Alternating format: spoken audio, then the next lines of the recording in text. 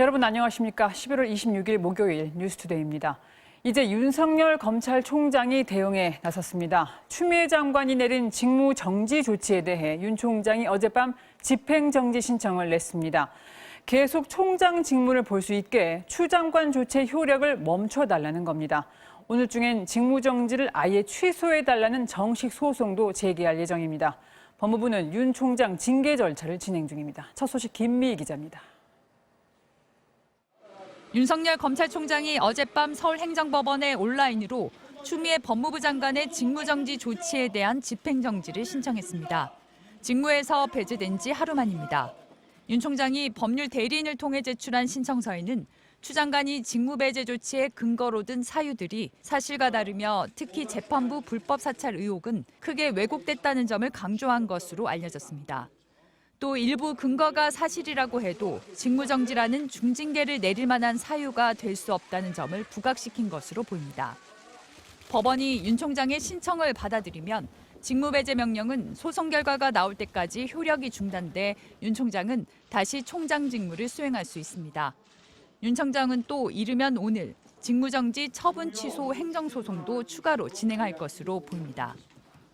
총장 직무대행을 맡은 조남관 대검 차장검사가 조직 추스르기에 나선 가운데 검찰 내부에서는 추 장관의 조치를 비판하는 목소리가 잇따라 나오고 있습니다.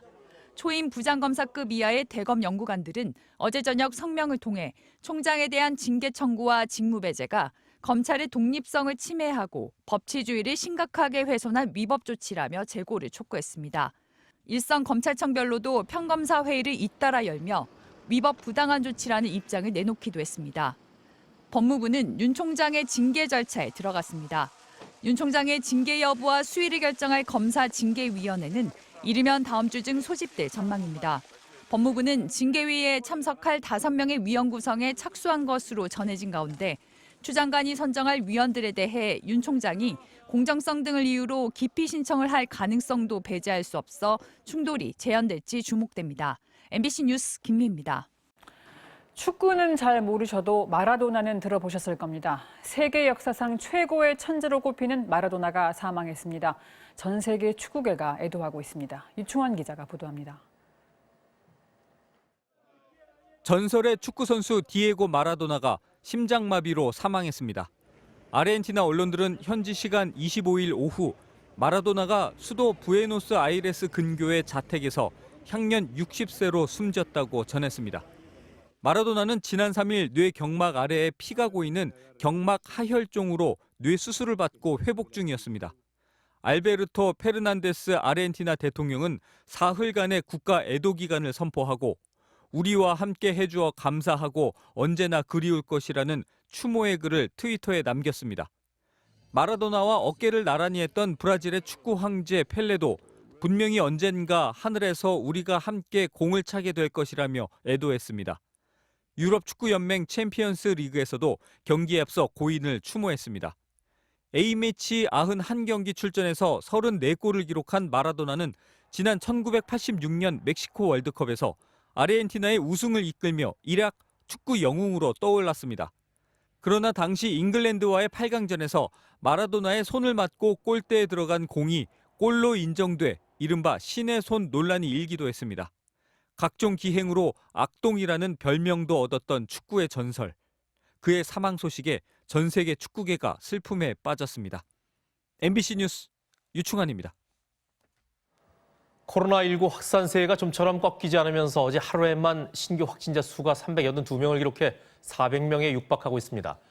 에어로빅 학원과 교회, 신병교육대까지 곳곳에서 집단 감염 사례가 나오고 있습니다. 조희영 기자입니다. 서울 강서구의 한 에어로빅 학원. 지난 23일 첫 확진자가 발생한 이후 현재까지 강사와 수강생 등 모두 52명이 줄줄이 양성 판정을 받았습니다. 60명의 확진자가 발생했던 경기도 연천의 육군 5사단 신병교육대에서도 하루 사이 8명이 더 추가돼 최소 68명이 코로나19에 감염됐습니다. 지금까지 군에서 발생한 코로나19 집단 감염 중 가장 큰 규모입니다. 첫 확진자는 지난 10일 입소한 훈련병으로 입소 당시 실시한 검사에서는 음성 판정을 받았다 훈련 중 증상이 나타나 2주 만에 양성 판정을 받았습니다.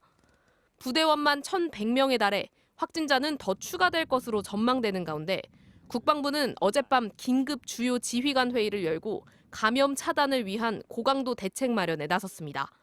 어제 0시 기준으로 신규 확진자 수는 382명. 이 가운데 국내 지역 발생 확진자는 363명으로 2차 유행 시점인 지난 8월 말 이후 가장 많은 수를 기록했습니다. 이번 유행은 지난 위기와 달리 선제 조치를 취할 중심 집단이었고 일상 속의 유행으로 확산되고 있어 거리 두기를 통한 감염 차단이 중요한 상황이라는 점에서 양해를 부탁드리겠습니다. 방역 당국은 일주일 동안 지역 발생 평균 확진자가 300명이 넘고 있지만 수도권 2단계 거리 두기 효과를 좀 더 지켜본 뒤 전국 거리 두기 격상 여부를 판단하겠다고 밝혔습니다. MBC 뉴스 조희영입니다. 전 세계 코로나19 확진자 수가 6천만 명을 넘어선 가운데 미국에서는 코로나19로 인한 하루 사망자가 2,100명을 넘기며 6개월 만에 최고치를 기록했습니다. 특히 추수감사절을 앞두고 코로나19 확산에 대한 우려가 커지고 있는 상황입니다. 바이든 대통령 당선인은 대국민 연설에서 추수감사절에 가족들이 모이는 걸 자제해달라고 당부했습니다. 워싱턴 여홍규 특파원입니다. 마스크를 쓰지 않으면 당신이 인생에서 보는 마지막 장면은 이런 것이 될 수도 있다. 고글과 마스크를 쓴 의사가 카메라 쪽을 향해 호흡기 튜브를 내밀어 보이며 이렇게 말합니다. I hope that the last moments of your life don't look like this. 미국 세인트루이스에서 일하는 이 의사는 사람들에게 코로나19의 심각성을 알리기 위해 병실에서 직접 영상을 촬영해 SNS에 올렸습니다.